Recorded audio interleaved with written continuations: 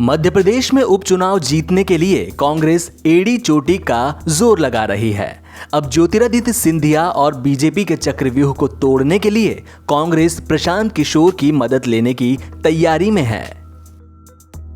ये उपचुनाव BJP versus Congress नहीं है, बल्कि ज्योतिरादित्य सिंधिया वर्सेस कांग्रेस है, क्योंकि 24 में से 22 सीटें सिंधिया समर्थकों के ही हैं। 22 सीटों पर उम्मीदवार भी कांग्रेस से इस्तीफा देने वाले सिंधिया समर्थक ही होंगे। ऐसे में कांग्रेस बीजेपी से ज्यादा ज्योतिरादित्य सिंधिया को टारगेट कर रही है। सिंधिया के चक्रव्यूह को तोड़ने के लिए अब कांग्रेस पॉलिटिकल रणनीतिकार प्रशांत किशोर के संपर्क में है।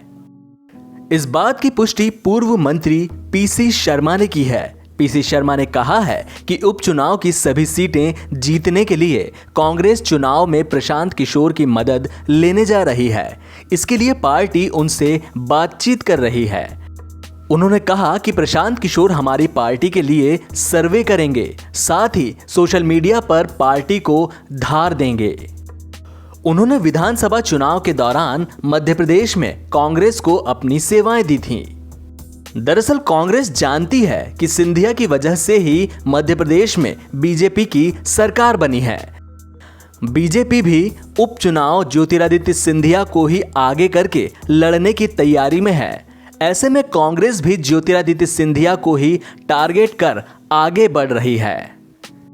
सोशल मीडिया पर कांग्रेस के लोग शिवराज से ज्यादा ज्योतिरादित्य सिंधिया और उनके लोगों को निशाने पर लेते हैं। कांग्रेस की तरफ से उपचुनाव की कमान खुद पूर्व सीएम कमलनाथ संभाले हुए हैं।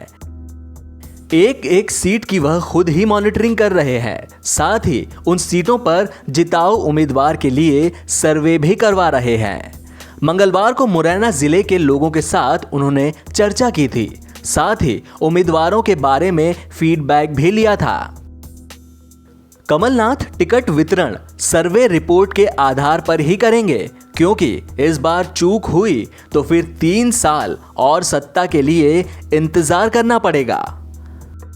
कांग्रेस सिंधिया पर इसलिए निशाना साध रही है क्योंकि उपचुनाव में 24 में से 16 सीटें ग्वालियर चंबल संभाग की हैं। इन सभी सीटों पर ज्योतिरादित्य सिंधिया का प्रभुत्व है। ऐसे में कांग्रेस भी जानती है कि उस संभाग में पार्टी के पास कद्दावर नेता नहीं है। ऐसे में इन सीटों को जीतना है तो सटीक रणनीति बनानी होगी। सिंधिया के समर्थक इन इलाकों में उनके नाम पर ही चुनाव लड़ने की बात कर रहे हैं। उपचुनाव में इन सीटों की भूमिका सबसे महत्वपूर्ण है। अगर बीजेपी के खाते में सिर्फ यही 16 सीटें चली जाती हैं, तो प्रदेश में सरकार बरकरार रहेगी। एनबीटी ऑनलाइन की रिपोर्ट।